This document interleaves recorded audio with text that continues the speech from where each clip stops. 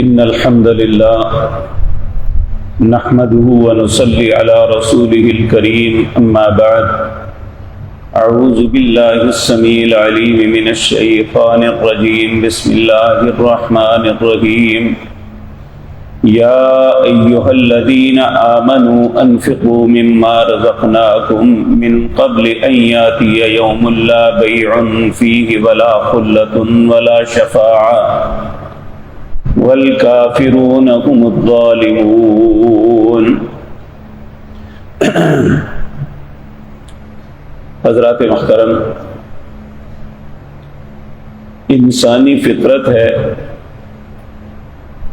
یہ دو چیزوں کو اپنی ذات کے لیے بڑا محبوب تصور کرتا ہے۔ ایک انسان کی اپنی جان اور دوسرا انسان کا مال۔ انسان کبھی بھی یہ نہیں چاہتا یہ دونوں چیزیں انہیں کوئی بھی نقصان پہنچے، اور اس میں کوئی شک نہیں کہ ایسا انسان کو سوچنا اور کرنا چاہیے۔ لیکن یہ بات یاد رکھیں، جان کو بچانے کا یہ مطلب نہیں ہے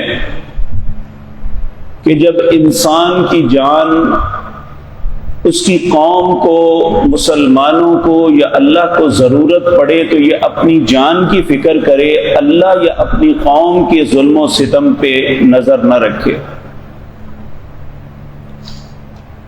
جب مسلمان کو اپنی حفاظت کے لیے، اپنی اذیت کے لیے پکارتا ہے تو پھر حکم یہ ہے کہ اس کی تکلیف کو رفع کرو۔ اس کے لیے انسان کو کہاں تک جانا پڑتا ہے یہ نہیں کہا۔ جب تک مسلمانوں کے اندر یہ جذبہ موجود تھا کہ وہ اپنی جان تک کی پرواہ نہیں کرتے تھے دوسرے کے لیے، اللہ نے انہیں زندگیاں بھی دی اور دنیا کے اندر عزت و شرف بھی دیا۔ اور اسی طرح جب تک مسلمان اپنے مال کو اللہ کا مال سمجھ کے جس طرح وہ چاہتا خرچ کرتے رہے تو نہ ان کے پاس رزق کی کمی تھی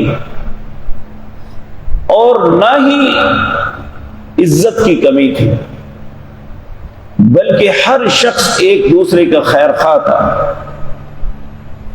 اور ایسا بھی وقت کہ ایک مسلمان کے پاس اپنی ذات کے لیے بہت اشد ضرورت، لیکن وہ اپنی ذات پہ دوسروں کو ترجیح دیتا۔ جنگ احد کا ایک واقعہ آتا ہے کہ پانی پلانے والے زخمیوں کو پانی پلا رہے تھے، ایک جگہ سے آواز آئی پانی۔ جب پانی پلانے والا پانی پلانے کے لیے آگے بڑھا تو وہیں پہ وہ زخمی پینے لگا تو دوسرے کی آواز آئی پانی۔ اب اسے پیاس بھی تھی اور زخم بھی تھے اور اس پانی کی اشد ضرورت تھی اسے۔ اس نے کہا مجھے چھوڑ دو، میرے بھائی کو پلاؤ۔ جب وہ اس کے پاس لے کے گیا تو تیسرے کی آواز آئی، اسی طرح تیسرے سے چوتھے، چوتھے سے پانچویں۔ جب وہ آخری کے پاس گیا تو اس کی جان جو ہے نکل چکی تھی۔ وہ واپس بھاگا اس سے پہلے کے پاس، تو اس کے پاس آیا تو اس کی بھی جان نکل گئی۔ اللہ حاضر القیاس، اثار اور محبت کے جذبات مسلمانوں کے اندر یہ تھے کہ سب نے ایک دوسرے کے لیے جان دے دی، لیکن اپنی ذات پہ دوسرے کو ترجیح دی۔ اور یہ دنیا کے اندر 1450 سال گزر گئے، اب تک اس بات کی مثال دی جاتی ہے۔ کبھی کسی خود غرض کی مثال نہیں دی گئی، حالانکہ دنیا میں کروڑوں لوگ خود غرضی کرتے ہیں، اپنی ذات کو ترجیح دیتے ہیں چاہے دوسرے سارے مر جائیں۔ کبھی نہ قرآن نے نہ رسول اللہ کے فرمان میں ایسے شخص کی مثال نہیں آئی۔ ان کے ساتھ نفرت کا اظہار کیا گیا۔ اسی طرح ایک صحابی ان کے متعلق آتا ہے کہ ایک دن نبی کریم کے پاس ایک مہمان آیا، تو نبی کریم صلی اللہ علیہ وسلم نے اپنے سارے گھروں میں پتہ کروایا کہ کہیں مہمان کی مہمان نوازی کے لیے کچھ ہے، تو کسی گھر میں اس وقت کھانے کے لیے کچھ بھی نہیں تھا۔ پھر آپ نے اپنے ساتھیوں میں اعلان کیا کہ کوئی ہے، یہ اس وقت کی بات ہے جب مسلمان مہاجر بن کے ابھی مدینے میں آئے تھے، اس وقت بڑے سخت کڑے حالات تھے۔ تو آپ نے فرمایا کوئی ہے کہ جو رسول اللہ کے مہمان کو آج کھانا کھلا دے؟ ایک صحابی اٹھے، اپنے گھر گئے، بن ابو طلحہ انصاری تھے، جا کے پوچھا کچھ کھانے کے لیے ہے؟ ان کی زوجہ محترمہ نے کہا نہ آپ کے لیے نہ میرے لیے، بچوں کے لیے کچھ ہے؟ کہنے لگے جیسا بھی ہے بچے کو سلا دے، نبی کریم کے مہمان کو کھانا کھلا دے۔ وہ گئے اور اپنی بیوی سے کہنے لگے، چونکہ عرب میں دستور ہے جب تک میزبان ساتھ نہ بیٹھے مہمان کھانا نہیں کھاتا، تو کہنے لگے جب تم کھانا دینے کے لیے آؤ نا، تو وہ جو دیا جل رہا ہے جس کی روشنی میں بیٹھ کے کھانا کھانا تھا اسے بجھا دینا کسی طریقے سے۔ اب اس نبی کریم کا مہمان گھر لا کے بٹھایا، وہ کھانا دینے کے لیے آئی تو انہوں نے وہ دیا بجھا دیا، اب اندھیرا چھا گیا۔ تو یہ صحابی جو ہیں یہ اپنے منہ سے کھانے کی آوازیں نکالتے رہے، مہمان نے پیٹ بھر کے کھانا کھا لیا۔ رات گزر گئی، جب فجر کی نماز پڑھنے کے لیے گئے تو نبی کریم دیکھ کے انہیں مسکرا رہے تھے۔ تو آپ نے کہا اللہ کے بندے تو نے رات کو کیا کیا؟ کہ اللہ نے وحی کر کے رسول اللہ کو بتایا کہ میرا بندہ کر کیا رہا ہے۔ اللہ نے ان کے لیے قرآن کی آیتیں اتار دی، وَيُؤْثِرُونَ عَلَىٰ أَنفُسِهِمْ وَلَوْ كَانَ بِهِمْ خَصَاصَةٌ۔ یہ کیسے لوگ ہیں اپنی ذات پہ دوسرے کو ترجیح دیتے ہیں حالانکہ خود بڑے ضرورت مند ہیں۔ تو حقیقتاً احساس جو ہے دوسرے کا احساس، اسلام اس بات کو بہت پسند کرتا ہے۔ آج جو آیت آپ کے سامنے پڑھی ہے اس میں اللہ اہل ایمان کو یہی حکم دے رہا ہے، یا ایھا الذین آمنوا، اے لوگوں جو ایمان لائے ہو، انفقوا، خرچ کرو، مما رزقناکم، یہ نہیں کہا اپنے مال میں سے خرچ کرو، کہا مما رزقناکم، جو میں نے تمہیں رزق دیا ہے نا اس میں خرچ کرو۔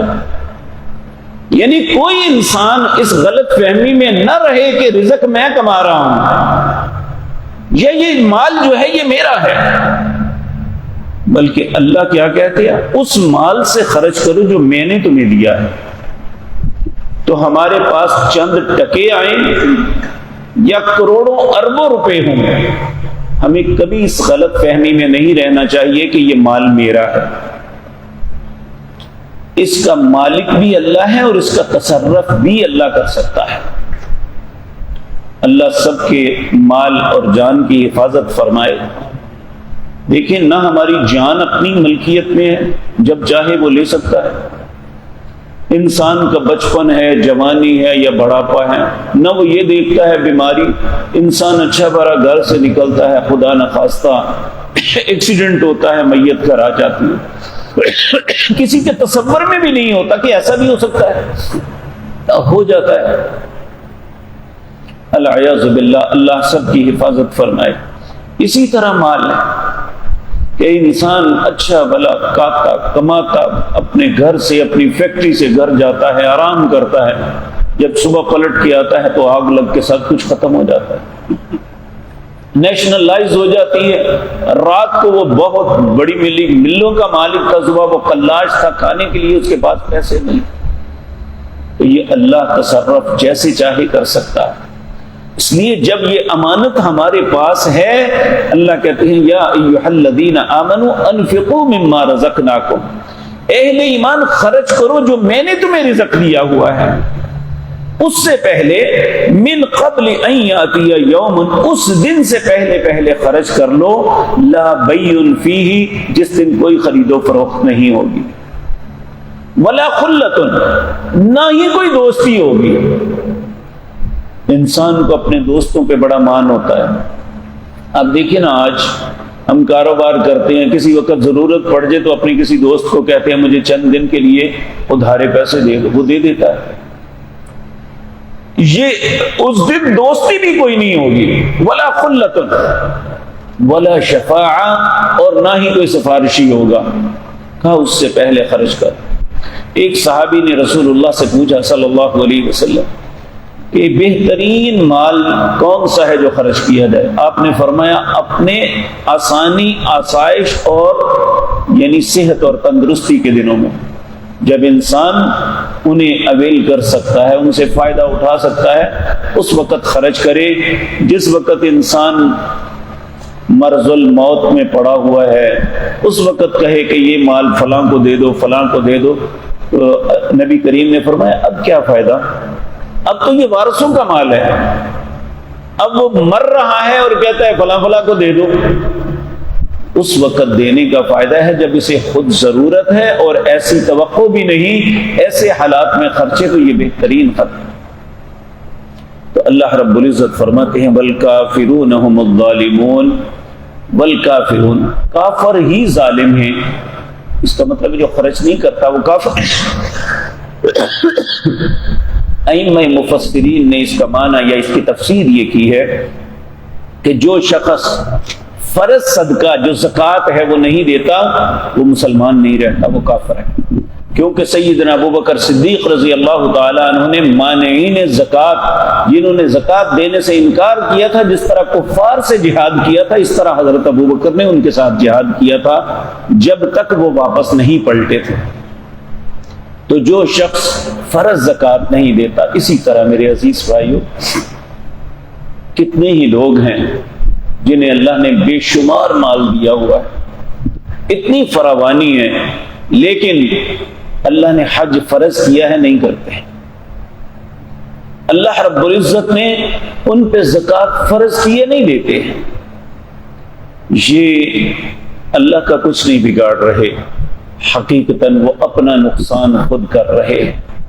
اللہ ہر مسلمان جو ایسا کردار ادا کر رہا ہے اس پہ رحم کرے، اس کے دل میں غنا ڈال دے، اسے غنی بنا دے کہ وہ کہے کہ یہ میرا تو نہیں، یہ تو اللہ کا مال ہے، آج مر جاؤں گا تو میری اولاد کا ہے۔ ایک بڑی عجیب بات میں نے پڑھی، کہتے ہیں جب عمر بن عبدالعزیز فوت ہوئے نا، اس وقت ان کے 11 بیٹے تھے، اور جو انہوں نے ترکہ چھوڑا وہ 9 دینار تھے، اور 5 دینار ان کے کفن اور ان کی قبر کی تیاری، ان سارے کاموں میں خرچ ہو گئے۔ 11 بیٹوں کے اندر وہ 4 دینار تقسیم ہوئے۔ اسی طرح ایک حاکم تھا، اس نے ایک نیک آدمی کو کہا مجھے نصیحت کرو، اس نے یہ مثال سنائی، پھر اس نے کہا فلاں حاکم تھا، اس کا نام لیا، اس کے بھی 11 بیٹے تھے، اس نے ایک ایک بیٹے کو کتنے غالباً 4 کروڑ دینار جو ہے دیے تھے۔ کہنے لگا کہ عمر بن عبدالعزیز نے، جس نے اپنے بیٹوں کو صرف 4 دینار تقسیم کیے فوت ہونے کے بعد، اور میں نے ان کے بیٹوں کو دیکھا کہ وہ ہزاروں دینار خرچ کیا کرتے تھے، جبکہ جس نے اپنے بچوں کو کروڑوں دینار دے کے فوت ہوا، اس کے بچے بازاروں میں مانگا کرتے تھے۔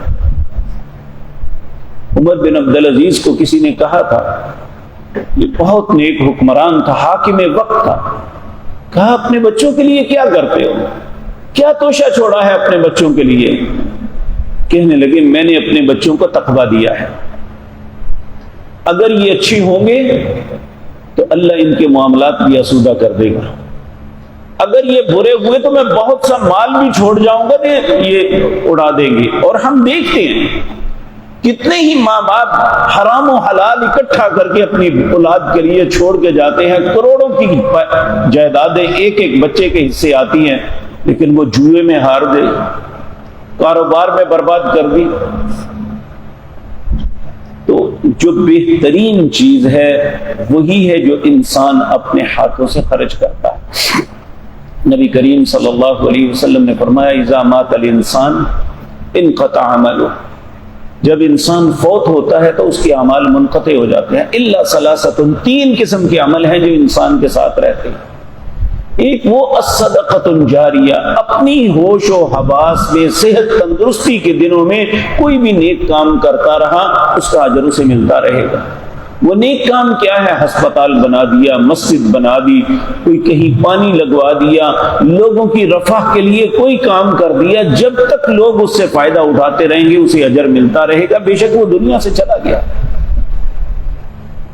تو اگر ہم چاہتے ہیں ہمارا ایصال ثواب جاری رہے تو پھر مولویوں کو ٹکر کھوانے سے نہیں ہوگا، پھر اللہ کے رستے میں خرچ کرنے سے آج ہوگا۔ تو اللہ رب العزت یہ باتیں مجھے اور آپ کو سمجھنے کی توفیق عطا فرمائے۔ اس آیت کا ترجمہ ایک مرتبہ پھر عرض کرتا ہوں۔ یہ سورۃ بقرہ ہے، 3واں پارہ ہے، اس کی آیت نمبر 254 ہے۔ اللہ فرماتے ہیں یا ایھا الذین آمنو، اے لوگو جو ایمان لائے ہو، انفقوا خرچ کرو، مما رزقناکم جو رزق دیا ہم نے تم کو، من قبل اس سے قبل، ان یاتی یوم کہ وہ دن آ جائے، لا بیع فی اس میں کوئی خرید و فروخت نہیں ہوگی، ولا خلۃ اور نہ کوئی دوستی ہوگی، ولا شفاعت نہ سفارش ہوگی، والکافرون هم الظالمون کافر ہی ظالم لوگ ہیں۔ اللہ ایسے کفر سے، ایسے ظلم سے ہمیں محفوظ رکھے۔ اقول قولی ھذا واستغفر اللہ۔